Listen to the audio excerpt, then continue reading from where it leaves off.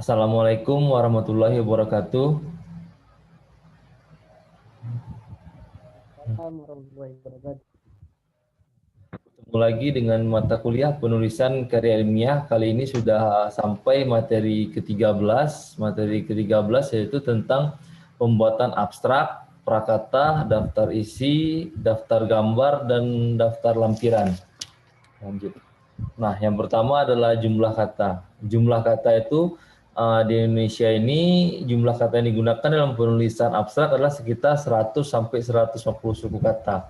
Nah, jadi yang lembaran abstrak yang selembar itu nanti bisa kalian lihat nanti angka atau katanya di bagian bawah.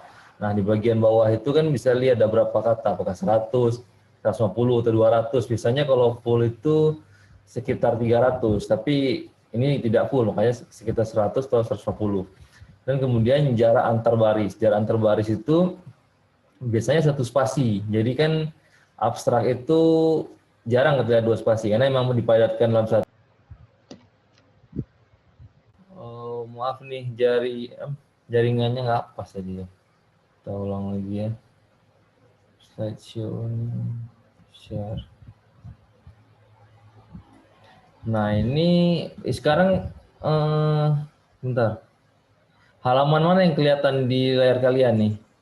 Yang jumlah kata bukan, atau jarak antar baris? Baru nampak, Pak. Apa? Nggak kelihatan? Udah. Udah kan yang jarak antar baris kan? Ada. Oke, kita lanjut ya. Nah, di sini yang kedua itu kan Ya. aduh, Nah, di sini kan yang jarak antar baris itu setelah mengetahui jumlah kata yang diperlukan, selanjutnya spasi yang digunakan itu adalah satu spasi. Maksudnya nanti kalau kalian buat satu spasi itu bisa dari menu toolbarnya ataupun kalian blok, klik kanan, paragraf. Maaf ini terlalu sering nih gangguan jaringan. Saya ulang share gini. Udah muncul belum slide-nya Pak kalian? Udah ya. Nah, ini belum muncul ya? Belum. Belum muncul di. Udah. Udah. Oh, loading berarti ya. Udah, Pak. Udah. Oke. Nah, di sini kan jarak antar baris itu dia satu spasi. Nanti dia ada beberapa menu. Menu dari atas, dari toolbarnya, ataupun menu dari bagian kalian blok manual. Kalian blok ini kata-katanya, kalian klik kanan, klik paragraf, nanti semuanya dinolkan, baru di sampingnya ketik single paragraf. Jadi dia rapat nanti. Nah, tujuannya itu untuk memadatkan abstrak dan supaya mencakup semua isi. Begitu juga dengan abstrak bahasa Inggris. Nah, jadi kan kalau kita belum terbiasa kita nggak tahu mana beda satu spasi sama 1,5. Tapi kalau udah sering bisa lihat tuh 1,2 bisa lihat. Tapi kalau 1,5 kalau yang nggak biasa jarang dia bisa lihat. Tapi bisa dicek aja nanti di klik kanan kan atau apa. Lanjut, bentar ya. Maaf. Nah ini penulisan bahasa asing. Oh yang slide-nya ini kan belum saya tambahin gambar karena gambarnya besar-besar di. Nanti pas saya upload saya kasih gambarnya kan. Ini saya jelasin dulu.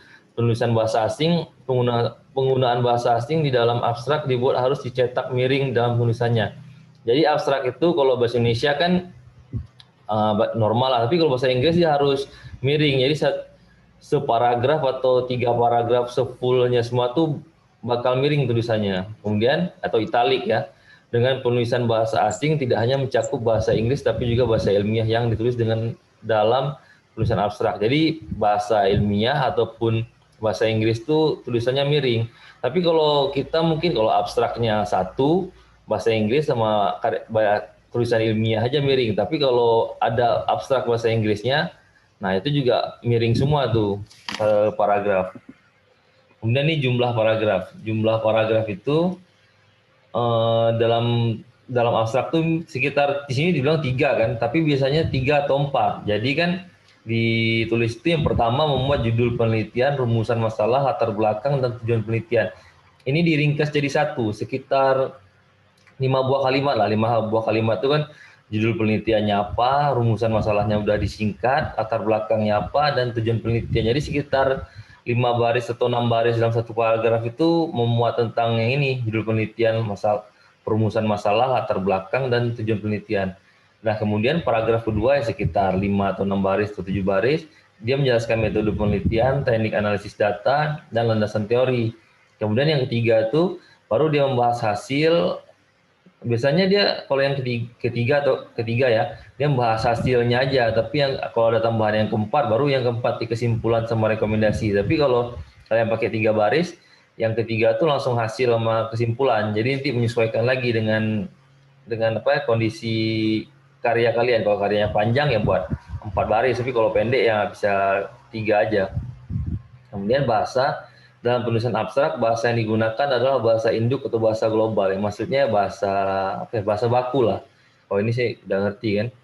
Dalam hal ini bahasa induk adalah bahasa Indonesia, bahasa global atau bahasa Inggris yang digunakan sebagai bahasa penulisan abstrak. Ya, dia menggunakan bahasa Indonesia baku atau bahasa Inggris juga yang yang baku. Jadi kalau menerjemahkan bahasa Inggris, kalian abstraknya jangan di-copy semuanya, jangan di-copy per 3 paragraf. Jadi kopinya itu sekitar, kalau kalian nggak sibuk mungkin satu kalimat. Nanti dia bisa kelihatan, oh ini ada yang janggal, atau 2 kali penggunaan kata benda, atau apa. Jadi kalau satu kalimat kelihatan, tapi kalau sekali kita copy banyak, itu nggak kelihatan dia di kesalahannya di mana. Jadi ya kalau mungkin lagi buru-buru ya per satu paragraf lah, per 3 atau 4 baris, kalian periksa di situ apakah ada kesalahan bahasanya atau ada yang janggal, baru kalian paste, jangan langsung paste semua. Dan kemudian kata kunci, pada akhir cara membuat abstrak diberikan kata kunci yang terkait dengan penelitian dilakukan. Kata kunci atau keyword ini semacam ada kata kecil lah di bawah tuh, kayak ini karang, koma, itu pengolahan, itu pencemaran. Nah, jadi dia kalau kata kunci itu fungsinya nanti kalau naskah kalian masuk ke dalam pustakaan digital, ketik aja kata kuncinya karang atau apa, nanti keluar nih siapa-siapa yang meneliti karang, siapa-siapa yang meneliti pencemaran. Jadi memudahkan untuk dicari nanti. Kalau untuk kita sekarang kan, untuk apa ya nulis keyword atau kata kunci ini? Jadi kan kurang tahu manfaatnya. Sebenarnya nanti pas dimanfaatkan oleh junior atau masyarakat, itulah fungsi keyword tadi. Kalau bisa keyword itu dia harus kata-kata atau yang terkait yang sering kalian peneliti. Misalnya kalian keanekaragaman jenis ya, keanekaragaman atau apa, jangan nulis keyword itu yang kata-kata sekali muncul. Jadi nanti pas orang cari, nah kok nggak sesuai konteks, padahal kita sedang mempersulit orang lain sih. Tapi kalau kita yang sering muncul kata-katanya atau penelitian kita tentang topik itu yang kita tulis keyword. Keyword itu sekitar 3 sampai 5 aja. Mungkin kalau penelitian kalian panjang kali, keywordnya sampai 5, karena kan banyak kalian bahas. Jadi ketik kata ini muncul skripsi kalian, ketik kata yang ini muncul skripsi kalian. Tapi kalau penelitiannya nggak banyak ya 3 baris saja atau apa kan.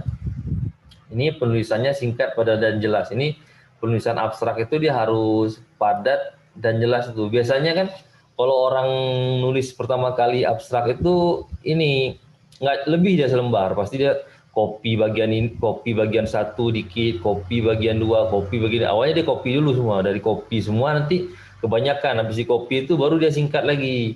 Oh ini kepanjangan nih, ini kata-katanya diulang nih, ini bisa disingkat apa. Nah jadi biasanya ada 2 cara. Ada orang yang nulis dari awal abstraknya, ada juga yang dia di copy bagian yang penting-pentingnya dulu.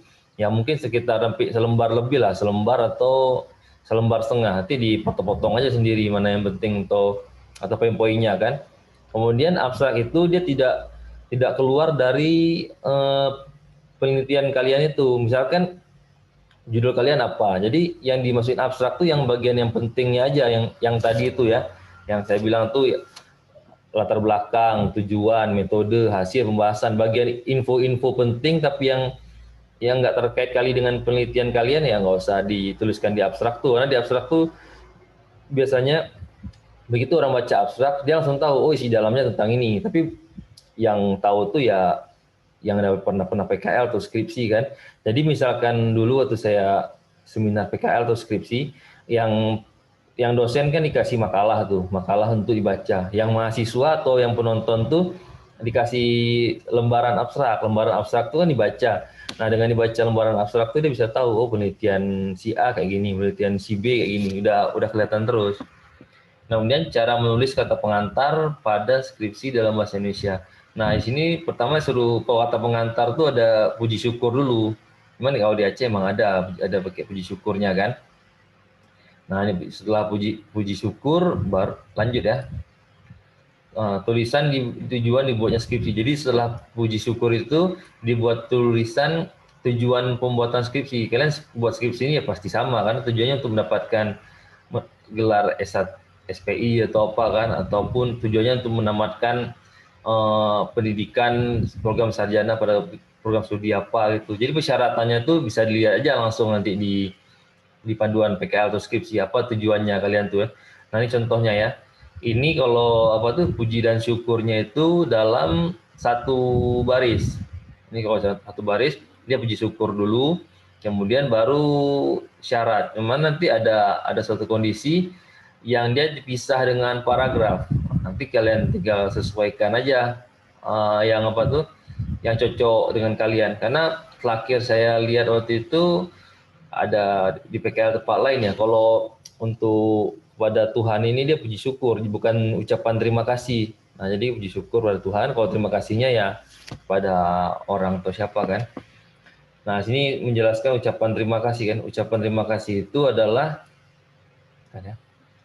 nah, di sini yang telah membantu kita dalam penelitian ya. Membantu penelitian itu kan biasanya yang kelihatan membantu itu kawan. Cuman sebenarnya dalam proses-proses tersebut itu banyak yang bantu. Misalkan dimulai dari dekan ya. Dekan mungkin mempermudah akses surat izin penelitian atau memfasilitasi tempat kalian seminar ataupun tempat surat izin lapang, dosen ataupun teknik-teknik lain itu sebenarnya bekerja juga. Jadi kalau diurutkan sesuai yang apa ya jabatan apa gelar tertinggi baru nanti bukan jabatan sih struktural di kampusnya mungkin ya dosen atau dekan atau apa. Kemudian kalau dengan orang yang di lapang itu misalkan di lapang itu pembimbing mungkin dia di bawah dosen baru pembimbing lapangan itu baru nanti tendik ataupun dosen-dosen lain baru kawan.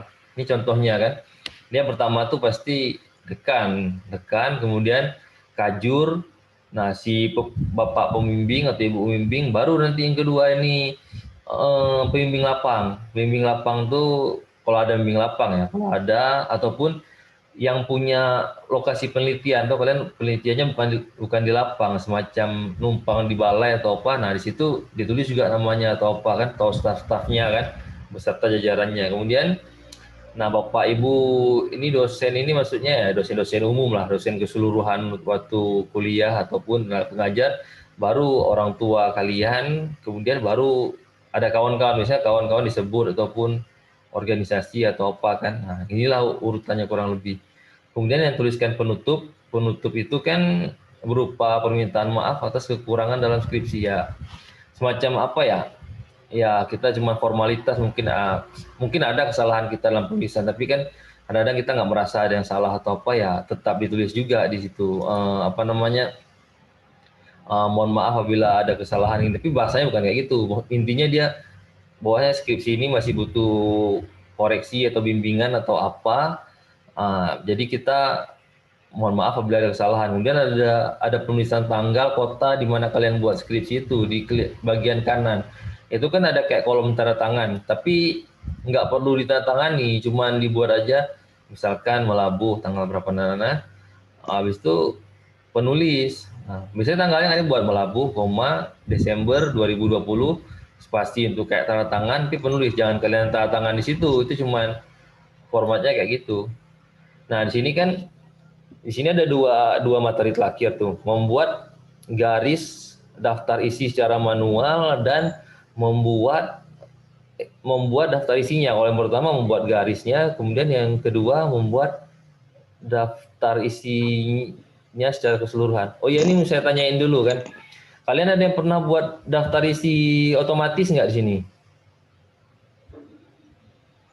Oh, saya belum pernah. Apa? Ada yang pernah nggak? Nah, Terisi. Pernah, Pak. Oh, siap. Putri bisa ya? Putri Iya, Pak, bisa? pakai header. Bisa, Hah? Pak. Pakai Bisa, Pak. Oh iya. pakai header kayak gimana. Tapi kalau udah bisa nanti saya contohin. Heading ya, headling kan. Nah, tapi nah saya nggak pernah, sama aja. Mungkin nanti kalian bisa belajar sama Putri atau apa, karena saya jarang pakai untuk penulisan ini. Paling kalau penulisannya itu pas udah apa tuh, pas udah mau bikin proposal atau bikin apa, saya buka tuh semuanya itu, isi naskahnya, nanti baru saya buat daftar isi manual. Kalau yang nge-tab ini bisa kan, daftar isi, kata pengantar, di tab lari ke ujung nih, bisa nggak Putri? Putri bisa kan? Kayak di gambar nih, kata pengantar, kemudian kita ketik tab aja, nanti lari dia, garisnya biar sejajar tuh, biar garis apa tuh, garis ujung sebelum nomor tuh nggak mereng-mereng. Kalau itu saya bisa contohin. Yang lain bisa nggak? Kalau yang Putri tadi itu misalkan diubah daftar isinya di halaman berapa gitu kan, di bab 2 diubah, dia udah bertambah halaman. Nanti ini di daftar isinya berubah otomatis. Tapi yang saya bilang kali ini, yang nggak titik-titik ini, bisa nggak kalian buat sejajar? Marhaban bisa nggak? Bisa buat garis ini sejajar nggak? Hah? Bisa? Garisnya jangan kalian pencet keyboard manual itu. Itu pasti mereng-mereng nanti ujungnya. Bisa? Kok hilang jaringan ya? Ju gimana Ju? Bisa nggak Ju? Oh, internet nggak stabil. Ju, bisa buat garisnya ini di sebelum nomor ini nggak mereng-mereng? Atau nekan keyboardnya manual? Tarik, pencet terus sampai panjang. Enggak, tadi mau ditutup Bapak tuh bertanya lagi dia tutup. Iya, yang itu. Ya. Apa nak kamu tuh? Bisa Ju? Oh, Ju ada kawannya ya. Pak, maaf ribut kali orang tuh di sini, Pak. Oh, nggak apa-apa. Bisa nggak buat garis nih emang? Garis titik ini. Itu karena garis daftar isi. Tapi jangan merah-merah di ujungnya. Enggak, Pak, belum bisa. Oh, nggak apa, nanti kita ajarin kan. Si Putri tadi bisa. Marhaban bisa nggak? Bisa, tadi hilang jaringan. Nggak dengar saya apa bilang marhaban tuh. Oh, bisa, oke. Nuramisa bisa? Bisa juga Pak, masih setengah-setengah. Oh, nggak ada setengah-setengah dia. Kalau bisa dia bisa, karena ini simpel. Nggak bisa ya, berarti belum sih diajarin. Pak, Nur Amisa Ya? tutup kamera, soalnya di jalan. Nggak apa-apa. Belum bisa ya? Belum bisa buat titik itu kan? Yang di enter aja tuh kan, Pak. Oh, bukan enter ya, di tab nggak salah saya. Tekan tab. Tekan tab. Yang Kalau tab udah bisa, Pak. Oh, kalau bisa, alhamdulillah, nanti Ya. tinggal dikit lagi. Kalau si Nur Karya bisa? Nur Karya mau Husnul bisa nggak? Bisa, Pak. Oh, Husnul betul bisa kan? Bisanya yakin kali. Oke. Nur Karya bisa? Faizil bisa nggak, Faizil? Bisa, Bang. Oh, oke, Faizil bisa. Nah, si Nur mana nih? Nah, ini kan apa tuh dia kan? Kalau ini bisa saya kasih tahu terus. Ini kalian klik aja di apa namanya? Di habis kata pengantar nih, klik 2 kali, nanti muncul ada kayak gimana Nur, bisa? Nanti ada muncul kolom dia, ada macam gini lah tabsnya nih. Jadi kalian buat nanti di ujungnya berapa tuh kira-kira kan? Nah, sekitar berapa senti? Kalian pilihnya mau di mana kan? Biasanya di kanan. Kemudian bentuk titiknya di set. Nah, itu langsung jadi dia setupnya. Nah, kalau yang kayak gini kan bisa saya ajarin kan. Tapi kalau yang daftar isi otomatis nih, saya mohon maaf dulu karena saya jarang pakai. Tapi bisa diterapkan ini. Saya kan ada contoh banyak video tutorialnya di internet kan. Nah, tahapan-tahapannya udah saya ambil juga nih, biar kalian nanti tinggal terapkan yang kayak Putri bilang, tutorial videonya. Jadi ada beberapa cara. Nanti kalian tinggal tiru yang tahapan yang udah saya kasih ini, ataupun lihat video panduan terbaru yang di YouTube nih. Jadi kalian bisa simple lah, ataupun tanya langsung ke Putri. Nah, bisa kalian tanya-tanyain kan. Linknya juga saya taruh nih, jadi kan, tapi nggak usah saya taruh link juga, kalian bakal bisa cari sendiri. Oh, ini tutorial membuat ini, tutorial membuat itu kan.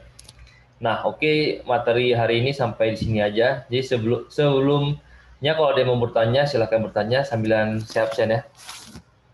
Sangat berdua nih. Bentar. Ini Anita ada nggak? Anita nggak kelihatan sih sebenarnya. Faizil tadi ada kan? Anita jaringan nggak bagus. Oh iya, jaringan nggak bagus ya. Oke, izin aja tuh. Nur, Marhaban ada ya. Nur Amisa nih ada. Said nggak kelihatan ya? Said nggak muncul hari ini. Tahu. Husnul ada. Si Yuni Putri. juga nggak ada jaringan, Pak. Oh, Yuni juga gitu ya? Yuni jaringan. Siju ada tadi. Nur Karya ada. Silham mana nih? Sama Fazli Yadi, sama Syabil gak? Nggak ada kabar ya?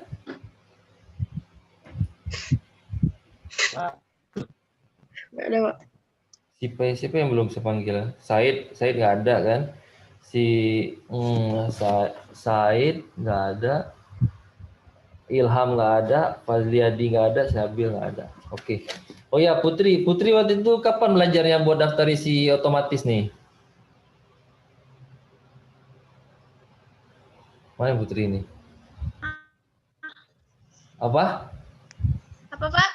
Putri waktu itu kapan belajarnya bikin daftar isi otomatis nih? Atau belajar di mana? Nengok di YouTube aja, Pak. Ya, dia gini. Kawan-kawan yang lain gitu juga. Kalau kita udah butuh ataupun udah waktunya belajar, kalian tinggal buka aja video panduannya. Sementara yang belum bisa nih, saya rasa bukan kalian nggak bisa, cuma kalian belum butuh ataupun malas bukanya. Tapi kalau kalian buka tuh langsung bisa dia daftar isi otomatis. Cuman Putri ada efeknya nggak dia dengan format yang kita buat tuh? Ataupun dia udah pasti berubah tuh. Kalau kita nambah halaman di bab 2, bab 3, nanti daftar isinya otomatis berubah kan? Iya, Pak, otomatis. Jadi nggak palang ulang-ulangi lagi dari atas. Ya, misalkan ada revisi-revisi kita nggak perlu ngulangi dari atas kan? Oke. Nanti yang lain belajar ya. Ini ada yang mau tanyain nggak nih? Ada, Pak. Marhaban, gimana Marhaban? Ini, Pak. Fungsi sebenarnya dari kata kunci di skripsi itu apa sih, Pak? Kan Bapak bilang tadi untuk kita mempermudah mencari artikel kita ya kan? Iya, mencari artikel. Iya, tujuannya sih. Tapi setahu saya, ya itu kan umumnya kata kuncinya untuk ini, Pak, biar kita nggak lari dari pokok pembahasan gitu. Jadi Oh, sebenarnya kata kunci itu fungsinya apa? kalau Marhaban bilang kayak gitu, kalau biar nggak lari dari pembahasan, apa ya? Mungkin bisa juga. Maksud saya tuh kata kunci ini bisa dibuatnya terakhir. Setelah kalian udah beres skripsi kalian itu udah di ACC atau apa, nanti kata kunci itu bisa berubah lagi terakhir kali sebelum kalian kumpulin skripsi itu untuk dicetak. Kalian lihat yang apa kata-kata yang paling banyak muncul di situ ataupun topiknya apa. Jadi kalian buat 3 kata kunci lah, misalkan penangkapan lah, mangrove atau karang. Jadi setelah nanti diupload ke perpustakaan online lah terutama. Nanti kalau kalian ke perpustakaan online itu ada komputernya kan. Kalian ketik di situ penangkapan, muncul dia list-list yang penelitian penangkapan, si Marhaban, si Ju, mungkin si Nur. Nah, nanti bisa kalian lihat memudahkan untuk orang berikutnya mencari karya kalian ataupun siapalah orang luar mungkin di bagian Indonesia lain kan. Aku mencari referensi tentang penangkapan. Dicari mungkin di Google atau apa, penangkapan, muncul dia pilihan-pilihan lagi punya si Marhaban atau apa. Nah, saya rasa tujuannya itu biar karya si Marhaban ini mudah ditemukan orang lain. Nah, jawaban saya gitu. Gimana Marhaban? Kalau enggak si penelitian si Marhaban ini nggak ada yang bisa tahu. Mungkin dia bagus sekali penelitiannya. Kalau nggak dia keywordnya salah tulis, udah nggak ada yang tahu. Kalau nggak dia promosiin sendiri nggak ada yang tahu tuh. Tapi kalau dia ditulis keywordnya apa, orang cari ya di Google orang kayak kita browsing kan. Kan kalian kalau browsing di Google itu kan apalah kalian ketik pasti muncul tuh skripsi seseorang ataupun karya seseorang. Nah itulah fungsi keyword tadi. Nah, yang lain yang mana? Yang lain udah mau Paham, nanyain? Ah ya oke paham. Ada yang mau nanyain nggak yang lain?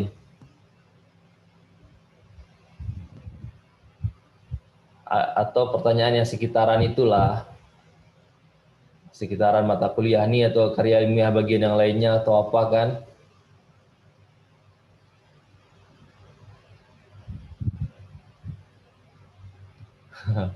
Kau pada diam nih, kayak lagi menginginkan cipta.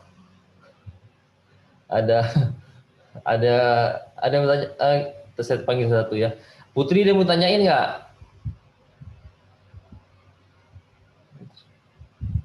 Pak, Ya, kalau penomoran boleh nanya, Pak. boleh boleh. Penomoran. Nggak apa, Bu. Tanya aja terus, mumpung ada waktu. Gimana Putri? Itu, Pak, kalau daftar isi itu nggak diberi nomor ya, Pak? Daftar isi dia kayak Romawi gitu, kayak I3, I2 gitulah. Bukan nomor angka ya. Tahu kan yang Romawi ada I kecil, I2, I3, IV, V kecil tulisannya. Nah, kalau yang saya dulu kayak gitu, cuman ya kita buka lagi di panduan PKL-nya. Bisa download dari panduan PKL. Atau panduan skripsi di web. Bisa, Boleh, Gitulah. Apa? bisa Pak. Ya, di web Soalnya itu. waktu Gimana? konsul katanya, Pak, Ini bentar ya, saya matiin recordnya dulu karena saya mau saya bilang bentar ya. Oke, gimana Putri?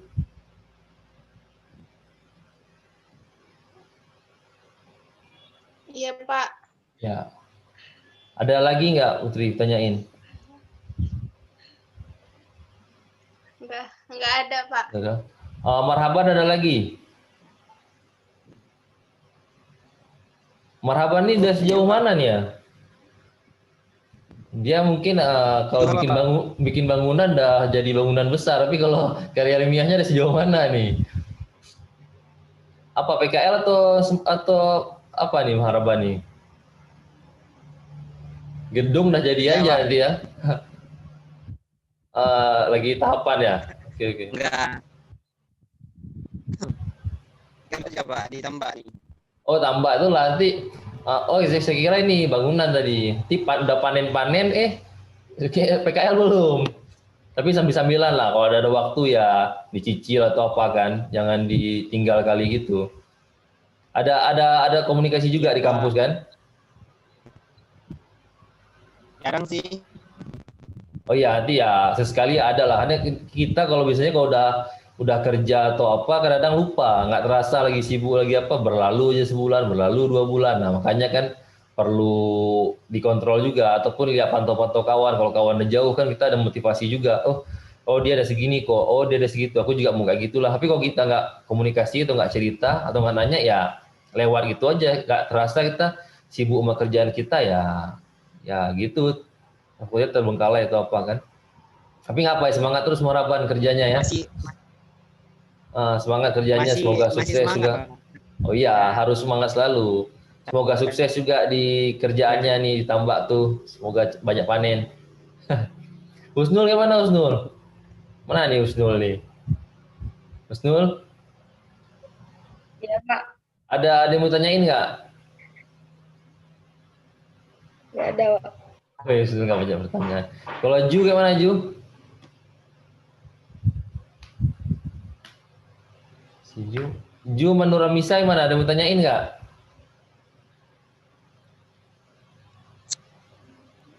Nggak ada, Pak. Ju nggak ada ya. Nuramisa sama Nur Karya ada yang tanyain?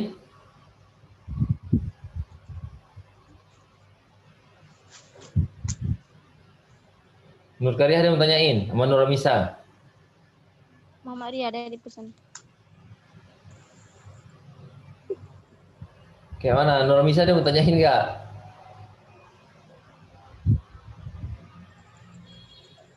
Tentang karya ilmiahnya. Apa?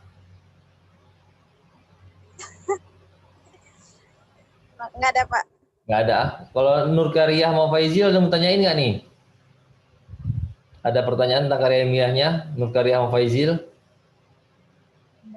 Enggak, Pak. Faizil nggak Aman. ada.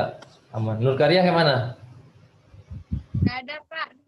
Oh, kamu udah sampai mana Nur Karia? Karya ilmiahnya? Seminar PKL atau apa? Mau buat laporan hasil. Apa? Laporan laporan PKL, laporan seminar hasil ya. Oke deh, semoga sukses ya. Oke, kalau nggak ada yang ditanyakan lagi, berarti saya tutup aja ya. Sekian mata kuliah hari ini, penulisan karya ilmiah materi ke-13. Apabila saya ada kesalahan, saya mohon maaf dan semoga ilmu ini bermanfaat, bisa diterapkan di penulisan karya ilmiah kalian. Sekian dari saya. Assalamualaikum warahmatullahi wabarakatuh. Waalaikumsalam Waalaikumsalam. Warahmatullahi wabarakatuh.